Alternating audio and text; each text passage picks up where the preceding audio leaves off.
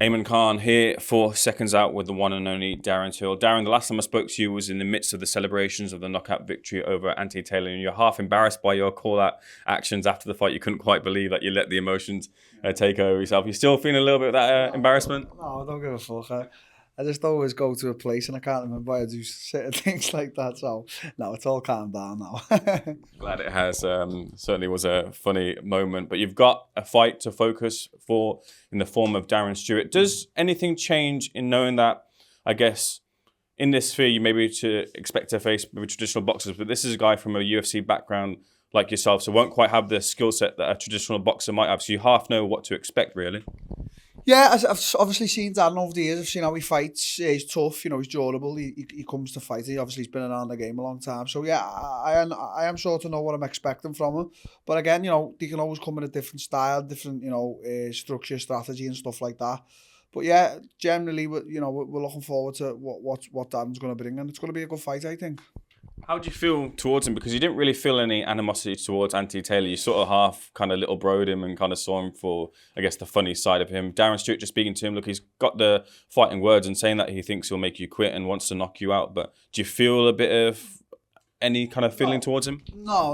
I've got no animal. I mean, Darren's never knocked anyone out, so he can't knock me out. He knows that and stuff like that. He's just going to have to survive in there with me. But no animosity at all.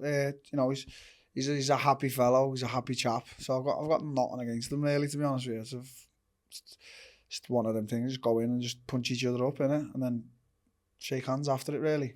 It feels like to me, with your performance against Anthony Taylor, who had racked up some real good wins and beaten some of the prospects that they positioned Salt Pappy to be one of the stars, and he beat Salt Pappy. You coming in and beating Anthony Taylor really positions you at the top level of the tree in the Misfits boxing scene. Do you feel like with that, or you're shaking your head there, but why is that?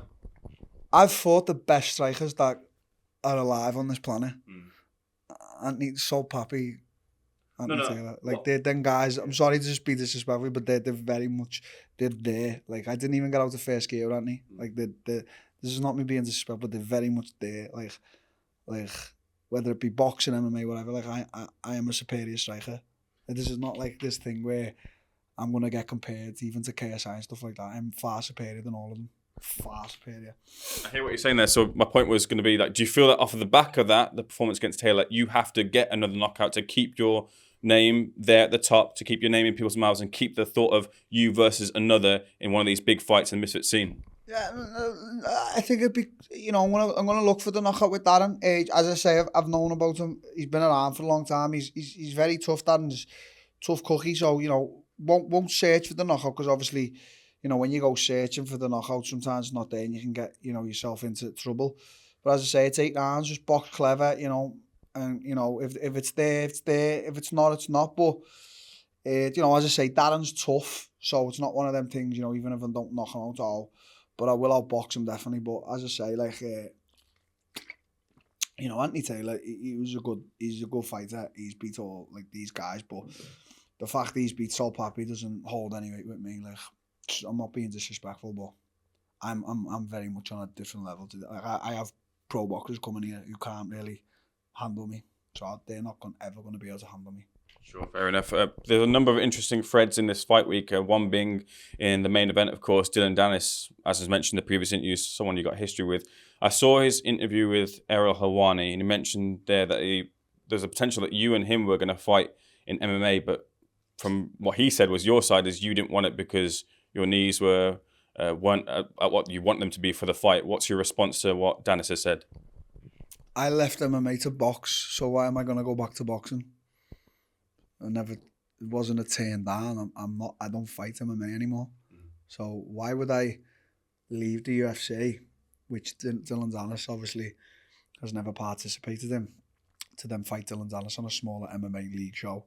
Like, I've left MMA to box, so that makes no sense as a statement. Do you think he beats KSI? Do you think there's a chance he can beat him? No, KSI is strong.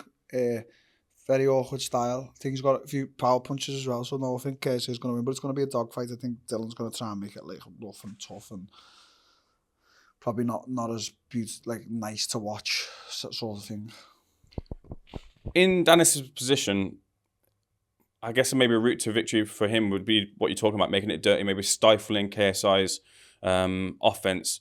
Given that you both have much better grappling skill than KSI, I'd imagine, would have, is that a way a UFC fighter or MMA fighter with a background of that could come in and get a victory by making it kind of dirty, making it a little bit, not a great watch, but getting a win?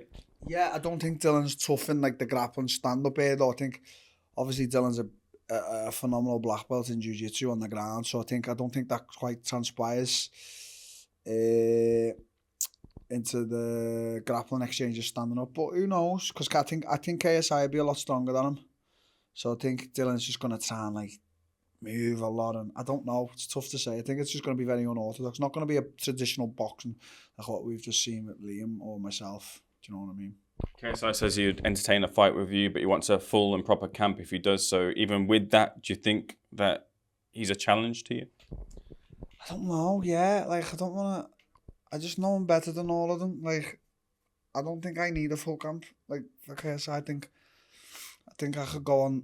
I think I could go on a night out on the Friday and fight him on the Saturday. I just truly believe that. Like I just feel like I'm superior. But who knows? Like KSI is obviously tough, strong, and you know he looks like he's got a bit of power. So I don't want to sit here and underestimate him. You know, I could go in there in the first round. Darren could just bomb me out. You know, it's always possible. But as I say, I just feel like I'm far better than all of them. I really do. The other thread in the fight week is that Tommy Fury's brother, Roman Fury, takes on Chase some more. Tommy, I believe, and John Fury are scheduled to be there. Look, in amongst all the disappointment, I guess, of that fight falling out, because it was something that captured the headlines, do you feel that if the opportunity was to come by again, it would be bigger than it was originally because of what's happened beforehand between you and Tommy and John? Yeah, it's just made the fight bigger, and it's just more pay-per-view, more money for Tommy now. So again, Tommy should be thanking me, but he probably won't. I won't get a thanks off him and John. John will probably shout a few things. I'll have to shut him up again. Are you looking for that thank you next week? I'll be totally honest with you. I don't even think about John and Tommy. They are not in my like even way. Like I'm fighting Darren. Like, do you know what I'm saying? Like people are all like, oh, we're gonna bump into each other, whatever. I'm not really that bothered if I bump into them. Maybe if they're bothered that they bump into me, that's a them problem. It's not a me problem. I said what I had to say at the press conference. Tommy pulled out. I've done my job. I turned up January 18th. Do you think he fights again? Because I haven't heard any word about him fighting at all. I don't know. As I say, I don't know what's going on in Tommy's life. I don't know what he does on the daily.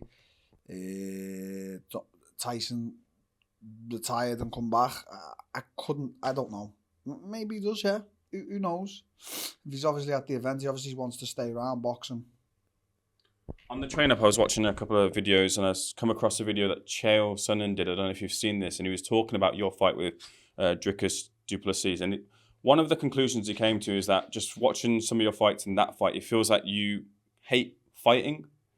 Do you hate fighting? No, I love fighting. When I was on like the MMA back, when I was coming to the end, I hated MMA. I hated it, I was just so injured, man. It just used to get to me on the day. Like I was always injected up to fuck just to get through the day. So yeah, that was sort of that. The other thing you mentioned is like we should look at that Dricus du Plessis loss in a different light, considering what Dricus has gone on to do, and that the fact that means that you would have a slot if you wanted to return to UFC MMA, that you should be welcomed back. Is that the way I imagine you feel as well too? Honestly, look what he's done to everyone. Israel Adesanya, Sean Strickland, Robert Whittaker. I'm the only guy who pieced him up on the feet. He didn't have nothing for me on the feet. It felt like I was fighting a baby. Obviously, then he got me down. But yeah, we'll see if I want to go back. Me and Dana are good. Really good. Do you want to go back? Maybe one day, yeah. See how much money I make with Misfits. See how well I do, yeah. Nah, I would like to go back one day, yeah. Can I ask you, are you making more money in Misfits than you were at the highest level in UFC? I can't say. I feel like I'd be a little bit disrespectful on people. Like, I can't say. Okay, fair enough. I'm doing well. Fair enough. Look, but it seems like the UFC they're in a transitional phase and they need stars. And if you were to get back, you'd be one of the biggest names to get back. Definitely. I think after 2 years doing this, Misfits is going to be a massive star, especially if I get the big fights, Tommy, KSI and stuff like that. So, yeah, I think they'd welcome me back with open arms, and I'd be going in there to cause a stir as well. You mentioned in the previous interview the topic of Dana coming into boxing. It's something he's always teased for a long time, done with Zuffa Boxing as well too, and now he's finally in there, but he doesn't seem to know what the finer details are, but it's said that boxing is broken. Is there anything that you feel that could copy and paste over from the UFC model into boxing that would make it an instant improvement? I think the way Dana does the rankings and the way it's the best fight the best and there's one belt, I think that would be a good thing for boxing. Because at the moment, you've got your likes of, for example, Gervonta Davis. Like, I really want to see him fight Garcia rematch. Devin Haney, Shakur Stevenson, but I'm not saying he fights nobody, but I think he picks his fights, and I don't think that could happen under Dana. You know what I'm saying? Would you want a ticket to that new league? Maybe, yeah. Let's see. Just a couple of final things I want to get your thoughts on. Did you anticipate Alex Pereira's loss to Ankalaev? Yeah, sort of. Thought that's the way he could. This is a close fight. Could have went either way, but yeah. I know Ankalaev said something about Pereira being greased. I don't know how true that is, but yeah. It's always going to happen sooner or later. It doesn't really take anything away from his legacy. He's fucking still a beast, you know what I mean? So. How do you think Leon Edwards gets on this weekend? I think he wins. I think he's going to keep him at range. I think he's going to low kick him a lot, and then I think he's going to land a head kick. I might go. See what happens. How do you think Eubank Jr. and Conor Benn ends? I think I'm gonna go for Conor, mate. I think Conor Benn's gonna win. I don't know why. I just think he's gonna win. Do you think, speaking to Liam, he's wanted for a long time now that third fight with Eubank Jr. Do you think he'll get it? And if he doesn't, why do you think that is?